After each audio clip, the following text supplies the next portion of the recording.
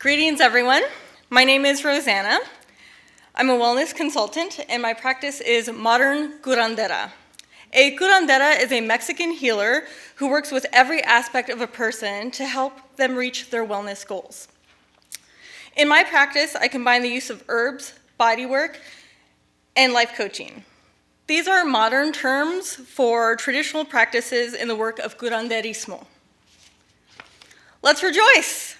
We are now in the beautiful phase of change and rebirth.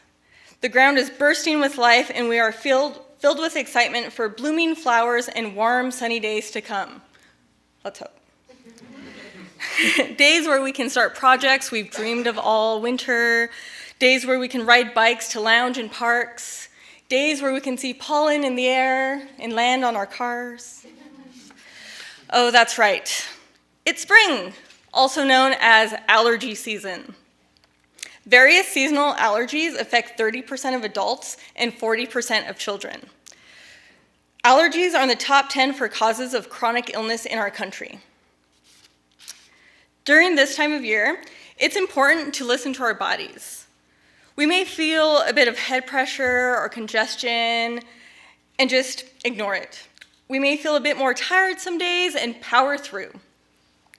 That throat tickle may become more of a scratch, and our sneezes will start coming in 2s and 3s. And we may ask ourselves, am I getting sick, or is this just allergies? Raise your hand if you've ever asked yourself something like this. Yeah. I'm here to share something with you, friends. Our bodies don't care if it's bacteria, pollen, or a virus. Our defenses react the same to all of them. Our bodies will work hard to kick out the invader with an army of white blood cells ready to attack, which takes energy and resources. Speaking of resources, there are pollen reports at various websites, pollen.com being one of them. Some weather apps also now have ratings for pollen and pollution. I find these to be very useful tools for assessing the quality of air that will affect our outings and our bodies. Someone wise once said, an ounce of prevention is worth a pound of cure. So how do we prevent the inevitable spring illness? Our first line of defense is to listen to our bodies. And what does that mean? It means to check in, be present, and observe the cues. Kind of like checking to see if you have to go to the bathroom before going into a movie. Or is that just me? Let's take a moment right now.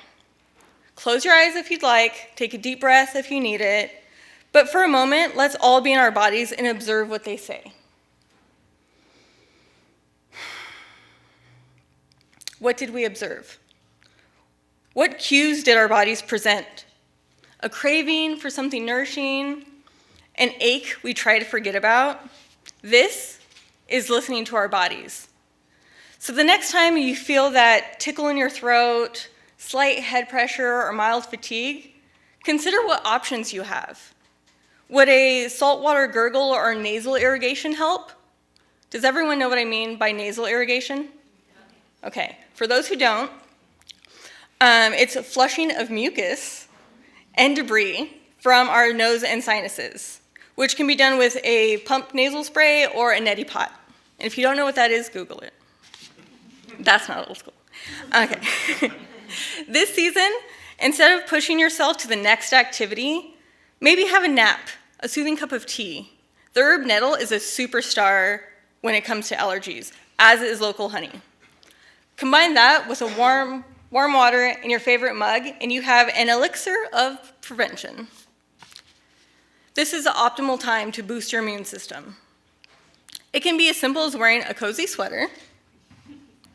It's really important. Days are cold. Stay warm. Have some soup for your itchy throat, and go to bed when you're tired. I cannot emphasize enough how important sleep is. I just really can't. Naps are important, guys. Get yourself into an unwind routine before bed. Cutting off screen time an hour before you want to be sleeping is vital for calming brain activity. I know some of you don't like that, but put your phones in a different room. Just do it. Nourishing ourselves doesn't have to be clinical, and self-care doesn't have to be indulgent. It's okay to take up space in your calendar for self-care.